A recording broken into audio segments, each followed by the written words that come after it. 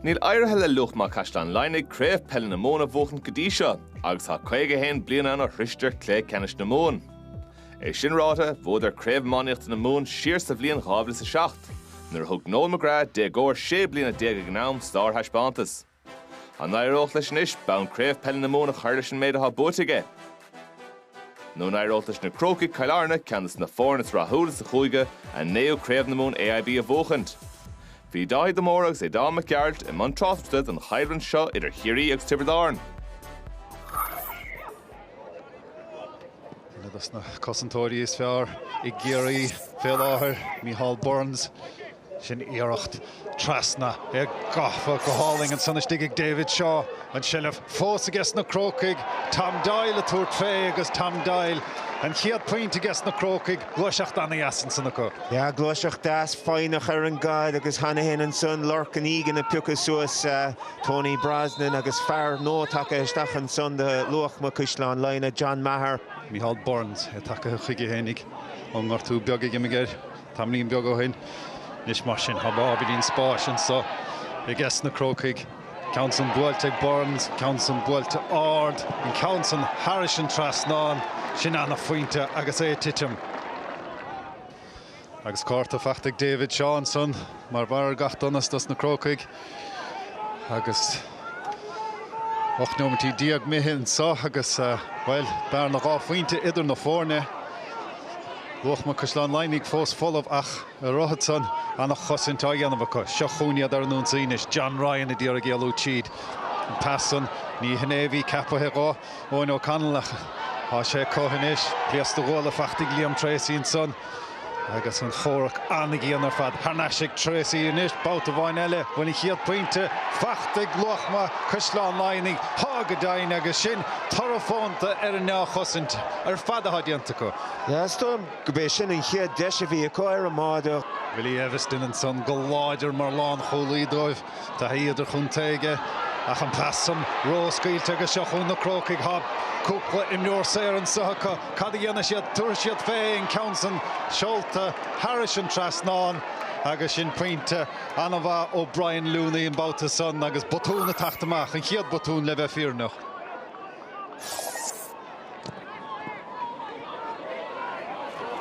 A bhuaig an chluiche sin caid maithamachan is chomh fada le Mícheál Burns agus anna chaidó Mícheál isteach go David Shaw inis mar sin iirecht mór ard an son agus sin pointe anna jasan son ag Tom Doyle well be hosnig an scóráil dus na Crócaigh sa chiad leth agus an bhartíanta gas a dar le chomá. Agus idir fad ar an son I ddír carú leochan aire anna gíar brúd damanta David a chur I gas na Crócaigh chéchar sin uachal docras agus de chícras agus a bhfuil sé buaite Harnaisiigh tá go daoinis go darfa sin anóbaid os na tosa hin son chun an seileamh a gháil Tarnais há sé Tom Doyle inis. Tom áthúirt Weganson ceann mór grí ard an son ó Tony Brosnan chiad pointe fachtaigh Tony an Sotranón agus sin tarafónta ar obair chruaig.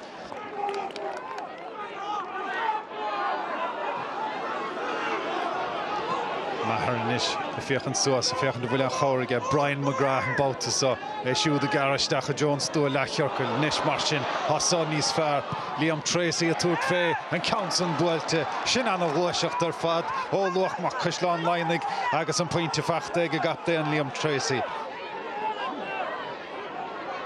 Agus Evan Looney anna luas ar fad fé Evan past láimh tucha uigige. Chofad le Marco sé, a gluaiseacht ó gcoinne go duine. Tony Brosnan a tuairt fé agus well beidir go raibh sé folamh sa chiad leth a cháfuinte fachtanis ag Tony Brosnan. A chóirsáil diant an son acu chofad le Charlie Keating agus Saul an son a sé fós acu mí pat I garaisteach an son McMahon cad a dhéanana siad an seileamh fós acu sin ceann mór ard an son bhain I Council Harrison Trasnán sin anna Fointe ar fad agus an pointe bhí tí fachtaigh Tony Brosnan há sé ar a chóir le hénig an sosadar le.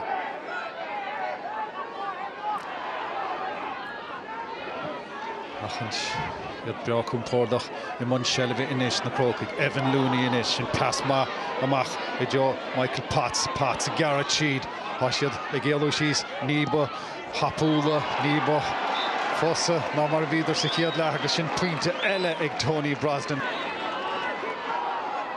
Agus Chancellor ná géildar báidin san na Crócaigh Cill Noel McGrath an Shella Fós acu. Beidir go meach rudéigin Fós acu ungloiseach dáirithe sa Ed Connolly. Siar bót a bháin eile Aidan McGrath inis fearile hadíocht tréis tachtasteach siúd a túr Transbrook agus sin puinte an ba se a Harris an trasnán.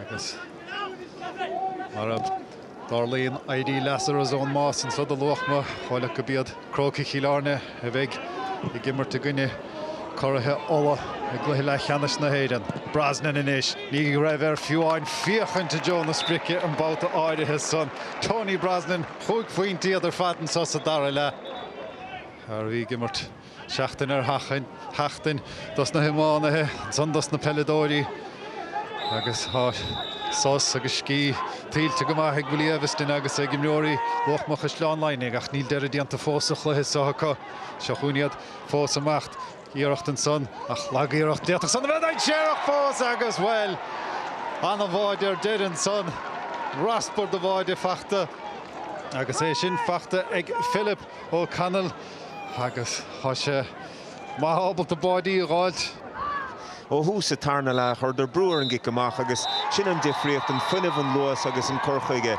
ach an buatílte cá creúnta Luachma Caisleán Laighnigh comá anna bhbliana cá agus cafaréis sin ará. Cafaréis sin ará siad Ceannais agus Crócaigh Cill fé chóram fet í hé Corrahe chréach mórtas sínsir caide na globan sa a gúigi mún am líana agus iad son na túirt fé chluithe le Ceannais na Héireann téis na nolag.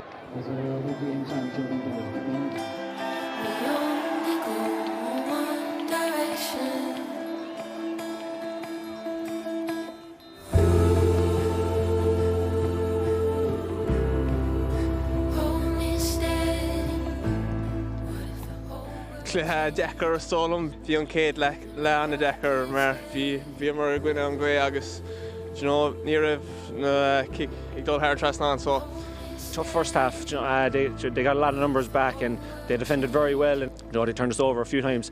It was very hard to break down the lines if the way it funneled out. Settled ourselves and we had a big half in the second half.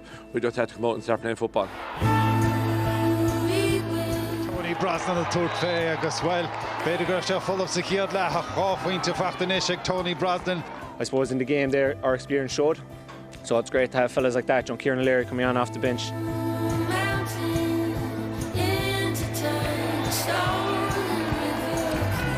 Kieran O'Leary has done it day in, day out for the Crokes. He's probably the greatest club player that went down in the history of our club. Agus an council bóta go glóta fad Kieran O'Leary well. Bú Kieran O'Leary úr isteach an échla.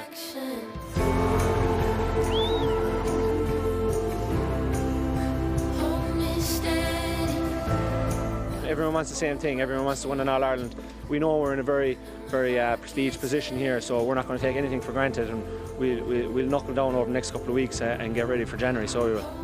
We got over the county league, we got club championship, county championship, and look, this is beautiful. This is sweet. Just to sit down for Christmas, and we'll put that up on top of the Christmas tree.